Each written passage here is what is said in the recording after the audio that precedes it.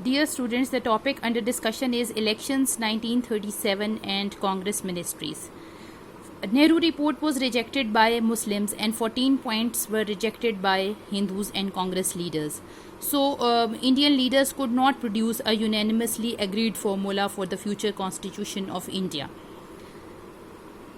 कांग्रेस और हिंदू लीडर्स ने civil disobedience movement launch कर दी. उनका ये मुतालबा था कि फ्यूचर कॉन्स्टिट्यूशन नेहरू रिपोर्ट के मुताबिक तैयार कर लिया जाए. So the leaders of Congress were arrested. British government decided to hold roundtable conferences in London. All the leaders were invited, all the eminent leaders of India were invited to attend these conferences. Since the Muslims had separated themselves from the civil disobedience movement of the Congress, they decided to attend the conference despite the Congress boycott. Congress ने इन conferences का boycott कर दिया था. मुस्लिम delegation में sir आगा खान शामिल थे, मोहम्मद अली जौहर, कायदे आजम और दूसरे लीडर्स कॉन्फ्रेंस अटेंड करने के लिए गए. The most important decision taken at the conference was the approval of the federal system for India. India के लिए फेडरल सिस्टम अप्रूव कर लिया गया फर्स्ट राउंड टेबल कॉन्फ्रेंस में. First roundtable conference ended on 19th January 1931. The government had accepted the proposals for full responsible government in the provinces and a federal system in the center. अब first round table conference के बाद second round table conference की बारी आई तो British government ने भी ये feel किया कि इंडिया की सबसे बड़ी पार्टी को कॉन्फ्रेंस से बाहर रखना ठीक नहीं है. उनको राउंड टेबल कॉन्फ्रेंस का हिस्सा बनना चाहिए कांग्रेस को. और Congress was also feeling रिपेंटफुल on it's decision of बायकॉटिंग the first round table conference. अब कांग्रेस कोई अपॉर्चुनिटी तलाश कर रही थी कि ब्रिटिश गवर्नमेंट उनको इन्वाइट करे second round table conference attend करने के लिए. कांग्रेस और लॉर्ड इरविन के दरमियान एक पैक्ट हो गया जिसे हम कहते हैं गांधी इरविन पैक्ट. इस पैक्ट के मुताबिक कांग्रेस के जो लोग भी सिविल डिसओबीडियंस मूवमेंट के दौरान गिरफ्तार हुए थे उनको रिहा कर दिया गया और कांग्रेस ने ये डिसाइड किया कि वो second round table conference attend करेंगे. Second round table conference was conducted in 1931. Gandhi adopted a very stubborn and unreasonable attitude on all matters in the beginning. He refused to accept the Muslims as a separate nation. Gandhi did his best to prove India as one nation and nationality so that he could claim to represent the Indian people alone. But Quaid-e-Azam replied that Indian Muslims were also a separate nation of India which had its own interests. Second roundtable conference ended without reaching any tangible result, without reaching any conclusion. अब third round table conference start हुई. उसमें गांधी ने दोबारा कांग्रेस ने civil disobedience movement launch कर दी. Quaid-e-Azam did not take part in the conference. In his absence, Sir Agha Khan led the Muslim delegation. The third round table conference could not solve the long-standing Hindu-Muslim problem and proved to be a mere formality. अब third round table conference के and में British government ने खुद ही एक communal award publish कर दिया, एक scheme publish कर दी जिसे कहते हैं communal award. In August 1932, it retained separate electorate for the Muslims and for all other minorities. The Muslims और तमाम दूसरी minorities को right of separate electorate grant कर दिया गया कम्यूनल अवार्ड के मुताबिक. The roundtable conferences could not achieve anything in spite of their best efforts to solve the constitutional problems of India. British government ने राउंड टेबल कॉन्फ्रेंस की recommendations की रोशनी में एक वाइट पेपर पब्लिश कर दिया और इसी वाइट पेपर की बेस पर इंडिया का न्यू कॉन्स्टिट्यूशन बना दिया गया. इंडिया का न्यू कॉन्स्टिट्यूशन जिसे हम कहते हैं गवर्नमेंट ऑफ इंडिया एक्ट 1935, इसको इम्प्लीमेंट कर दिया गया. गवर्नमेंट ऑफ इंडिया एक्ट 1935 के मेन फीचर्स क्या थे? Provinces were given more authority and powers. The system of dyarchy was scraped in the provinces and introduced in the centre, जिसको Indians ने सख्त नापसंद किया क्योंकि इसमें एग्जीक्यूटिव को बहुत ज्यादा बाइख्तियार बनाया गया था. 3 lists of subjects were drawn up which were the federal list, the provincial list and concurrent list. Provincial legislatures provincial list में कानून साजी कर सकती थी और concurrent list में लॉ मेकिंग का काम कर सकती थी. The country was divided into 11 provinces. Responsible parliamentary system was introduced in the provinces. The provinces were given complete autonomy.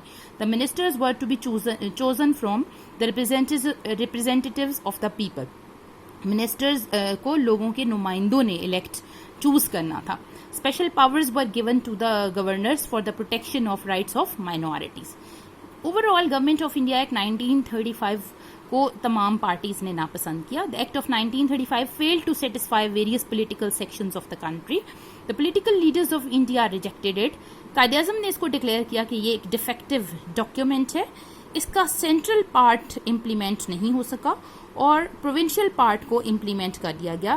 اس لیے پروونشل پارٹ کو امپلیمنٹ کیا گیا اور تو اس کے تحت الیکشنز ہوئے پروونشل اسمبلیز کے.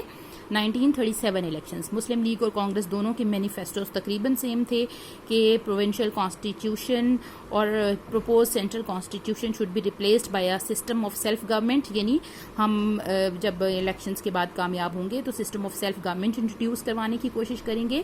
اور مسلم لیگ کا مینیفیسٹو تھا کہ representatives of the Muslim League would sincerely work to get the maximum benefits out of the present constitution. Congress کے بھی سملر سلوگنس تھے کہ پبلک ویلفیئر کا کام کریں گے, فریڈم اینڈ لبرٹی اور پولیٹیکل پریزنرز کو ریلیز کرنے کا سلوگن بھی کانگریس کے مینیفیسٹو کا پارٹ تھا. الیکشن کے ریزلٹس مسلم لیگ کے لیے بہت زیادہ شاکنگ تھے. مسلم لیگ بری طرح سے ہار گئی ان الیکشنز میں. کانگریس 11 میں سے 8 پروونسز میں اپنی گورنمنٹ بنانے میں کامیاب ہو گئی. کانگریس نے ایک دم ڈکٹیٹوریل اور ایروگینٹ قسم کا بیہیویئر اختیار کر لیا. اب مسلم لیگ کسی بھی پروونس میں اپنی منسٹری نہیں بنا سکی. مسلم لیگ نے مسلم مائنورٹی پروونسز میں کچھ قابل ذکر کامیابی حاصل کی تھی. مسلم لیگ کا خیال تھا کہ کانگریس اسے کولیشن گورنمنٹ میں اپنے ساتھ شامل کرے گی کیونکہ دونوں پارٹیز کے مینیفیسٹوز بھی تقریباً سملر تھے. لیکن کانگریس نے بہت ایروگینٹ بیہیویئر اختیار کیا, بہت ڈکٹیٹوریل انداز میں مسلم لیگ سے یہ کہا کہ جو مسلم لیگ کے پارلیمنٹری بورڈ ہے اس کو ڈیزالو کر دیا جائے, مسلم لیگ کے ممبرز کانگریس کے پارٹی ڈسپلن کو فالو کریں. یہ اتنی ڈیروگیٹری ٹرمز تھیں کہ مسلم لیگ نے ان کو ریجیکٹ کر دیا. اب ہم آتے ہیں کانگریس ایٹراسٹیز آن دا مسلمس. اس دور میں کانگریس نے بہت زیادہ ہائی ہینڈیڈنس کا مظاہرہ کیا اپنے 2.5 ایئرس کے رول میں. ان ہیومن ٹریٹمنٹ مسلمانوں کے ساتھ اختیار کیا گیا. Muslims were made to bear the oppressive and tyrannical rule of the Congress for 2.5 years.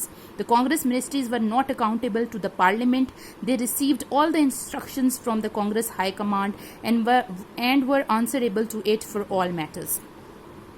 With the installation of Congress ministries, the Hindus came out to impose Hindu nationalism on the Muslims. Severe punishments were awarded to those who slaughtered the mother cow, kyunki Hindus ki puja karte the. Hindi was enforced as the official language. In all provinces under the Congress rule, azan was forbidden and organized attacks were made on the Muslim worshippers busy in the mosques. Noisy processions were organized to pass near the mosque at prayer times. If a Muslim had to kill a cow for sacrifice, hundreds of Muslims, including their children and women, were to be killed as in return. Pigs were pushed into the mosques and azans were frequently interrupted. Hindu-Muslim riots were maneuvered in various places. ہندو-مسلم فسادات بہت زیادہ ہوئے, مسلمانوں کی مذہبی آزادی پر حملے کیے گئے. If the Muslims lodged complaints with authorities, the decisions were always against the Muslims, کیونکہ کورٹس میں بھی زیادہ ہندوز کو فیور کرنے والے لوگ موجود تھے. بندے ماترم کو نیشنل اینتھم قرار دیا گیا. اسمبلی کے پروسیشنز میں بھی ضروری تھا کہ بندے ماترم سے آغاز کیا جائے. یہ ایک سانگ تھا جو کہ ایک بنگالی رائٹر بنکم چندر چیٹرجی نے لکھا تھا اپنے ناول آنند مٹھ میں, اور اس میں مسلمانوں کو چور, ڈاکو اور لٹیرے قرار دیا گیا تھا. ایک اینٹی مسلم سانگ تھا, اور اسکولز میں بھی اس کو لازم قرار دیا گیا کہ مسلمان تمام بچے اسمبلی میں اس کو گائیں. واردا اسکیم ایک ایجوکیشنل اسکیم تھی جو کہ گاندھی کی فلاسفی کو امپلیمنٹ کرنے کے لیے تھی کہ ہندو نیشنلزم کو مسلم بچوں کے اندر انکلکیٹ کیا جائے, ہندو ہیروز اور ریلیجس لیڈرز کو سلیبس میں شامل کیا جائے. اس کا مقصد یہ تھا کہ مسلم کلچر کو ڈسٹروائے کر دیا جائے, and to secure perpetual domination of Hindu culture. It aimed at injecting the political ideas of one political party. اور مسلمان بچوں کے معصوم ذہنوں سے مسلم نیشنلزم کا کانسیپٹ کھرچ دیا جائے اور ان کے اندر انڈین نیشنلزم کا کانسیپٹ انکلکیٹ کیا جائے.